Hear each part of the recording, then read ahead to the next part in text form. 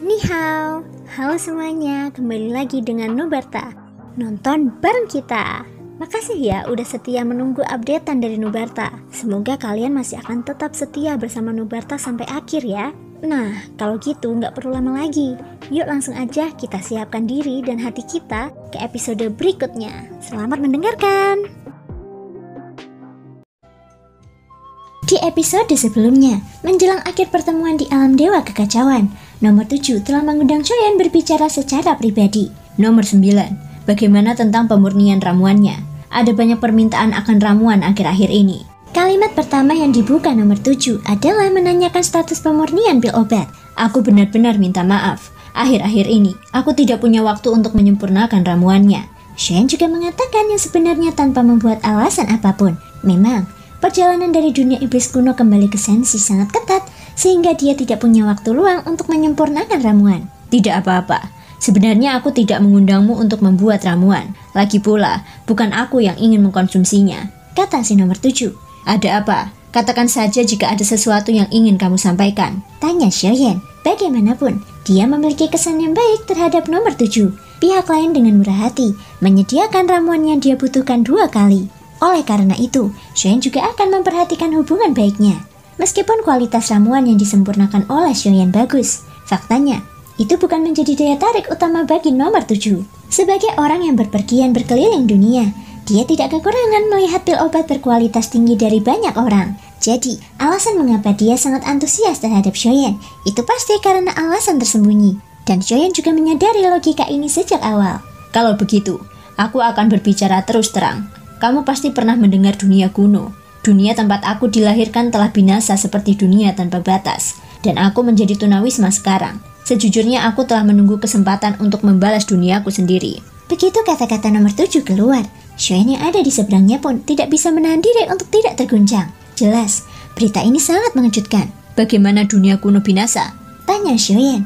Beberapa dunia menyerbu pada saat yang bersamaan, dengan Taisu sebagai yang dominan, yang akhirnya menyebabkan kehancuran dewa kuno. Jika bukan keberuntunganku, aku pasti sudah tewas di dalamnya, kata si nomor 7. Jadi begitu, kamu juga seharusnya sudah tahu dari awal bahwa aku bukan Sukian Taiyi. Itulah sebabnya kamu tidak ragu-ragu untuk menyinggung nomor 6 saat itu. Apakah aku benar? Ucap Choyen.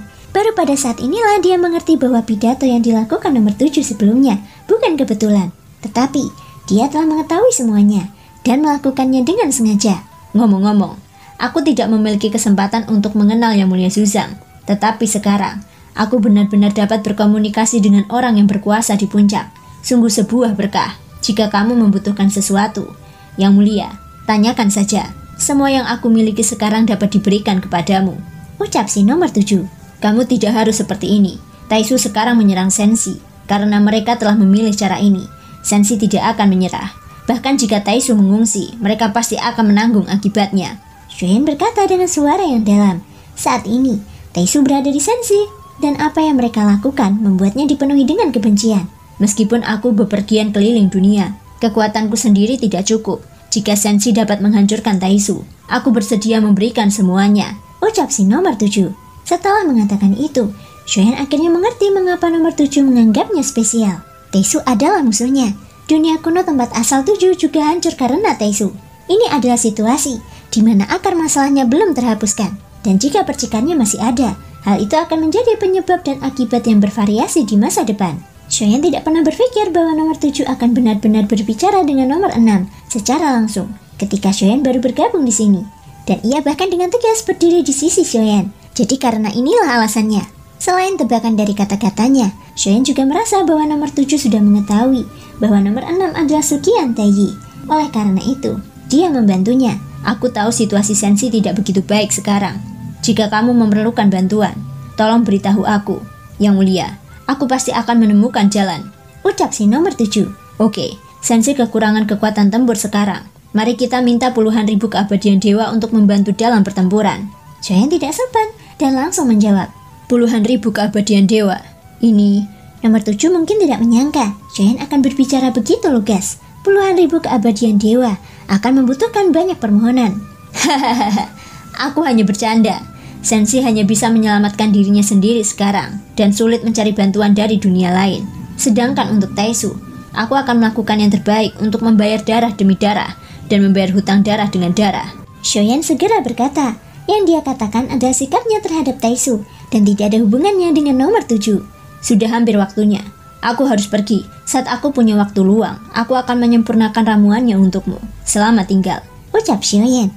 Oke, jika ada kebutuhan, aku akan melakukan yang terbaik. Meskipun usaha kecilku tidak berarti, aku berharap dapat membantu Sensi.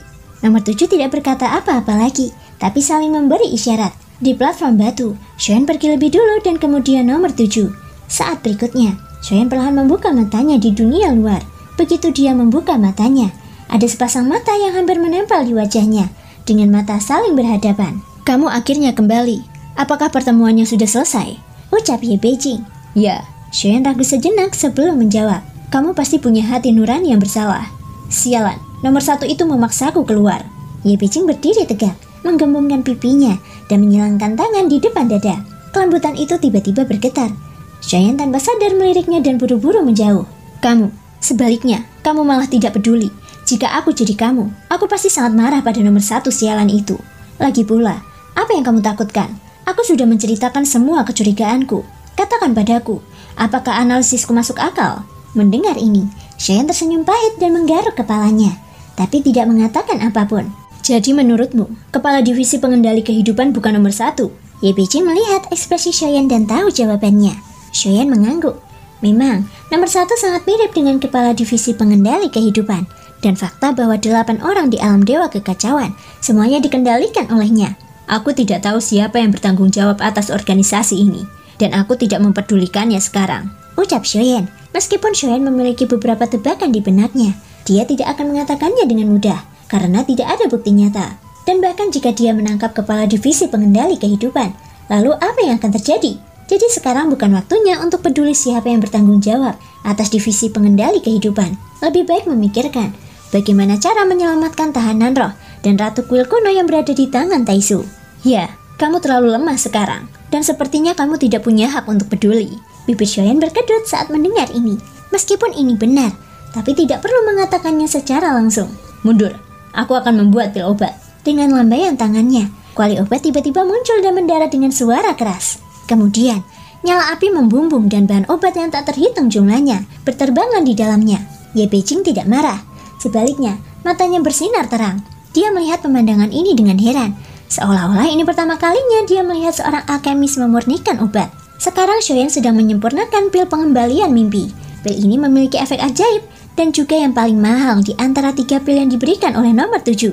Ramuan apa yang sedang kamu sempurnakan? Bisakah kamu membuatnya beberapa? Aku ingin makan, ucap Ye Beijing. Pil pengembalian mimpi, jawab Shoyan. Aku mohon padamu, selama kamu memberiku makan, aku bisa menjanjikanmu syarat apapun, termasuk tubuhku, ucap Ye Beijing. Shoyan berkonsentrasi pada hal itu. Hanya dengan cara ini, dia bisa secara alami memblokir suara celoteh Ye Beijing. Saat apinya membesar, Ye Beijing berhenti untuk menonton. Antusiasmenya tidak hilang seiring berjalannya waktu. Shoyan sepenuhnya fokus, begitu pula dia. Namun, jika dilihat dari matanya yang berbinar, sepertinya yang dilihatnya bukanlah sejenis ramuan, melainkan makanan yang paling lezat. Shin berganti. Pada saat ini, kapal Void Taisu sedang menuju ke hampaan Laut Timur setelah meninggalkan bintang pertempuran. Kenapa kamu ingin pergi? Ini adalah waktu terbaik untuk membunuh reinkarnasi yang mulia. Kamu menunda kesempatan ini. Jika aku memberitahu Master Su, aku khawatir posisimu sebagai mantan raja tidak akan terjamin. Suan King berdiri dan menghantam meja pasir di depannya. Perasaan lembut dan sopan yang dia miliki sebelumnya menghilang, dan wajahnya yang sedikit lembut kini tampak garang. Terima kasih semua sudah mau mendengarkan dari awal sampai akhir. Sampai jumpa di episode berikutnya.